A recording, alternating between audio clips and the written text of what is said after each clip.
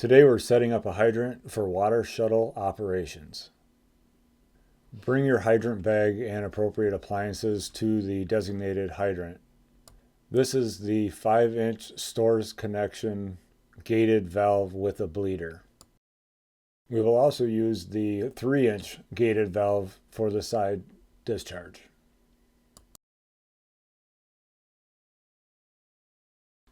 Before you're going to flow any water into any apparatus, make sure that you flush the hydrant.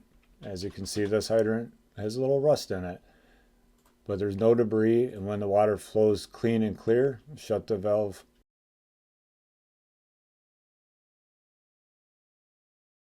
Depending on the hydrant that you use, location in or out of the city or jurisdiction, find the appropriate adapter for the hydrant so that it fits to the Storts connection on the 5-inch gated valve.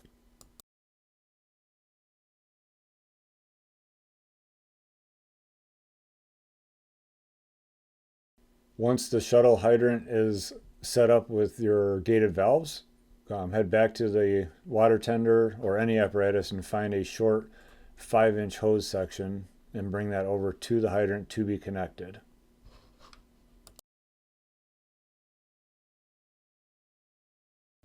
We are also going to need to secure a section of 3-inch hose. Remember that this hose is going to be left at the shuttle hydrant and not to go back and forth with the apparatus themselves. So disconnect a 50-foot section at a minimum and carry that over to the hydrant as well.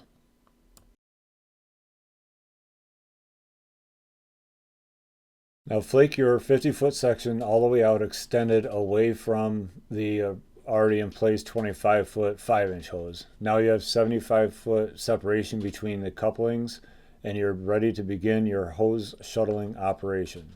So get on the radio and notify command that you're ready to receive vehicles. We'll do a quick demonstration filling shuttle vehicles using Rescue Engine 31. Remember that if you are at the hydrant, your job is to operate the hydrant. But when you bring an apparatus to your location, set the hose where they're at and direct them to where your coupling's on the ground. When the operator comes around the truck, let them hook up, let them establish their own connection point, and let them call for water.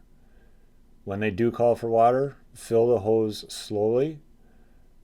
Check for any kinks. Each apparatus is probably going to be in a different spot, so try and make that hose connection as kink-free as possible.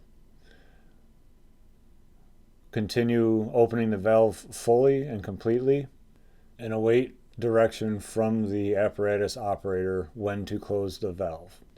Now, as this is a Jerusalem training video, Rescue Engine 31, make sure that the pintle valve's open all the way, the bleeder is closed, and then call for water. Open up your tank fill valve as well as your tank to pump valve, and then monitor your tank level. Now we can see that it's full here on the gauge, but it isn't overflowing yet. So the operator is going to wait until right there water is gushing out of the top, then we call for close.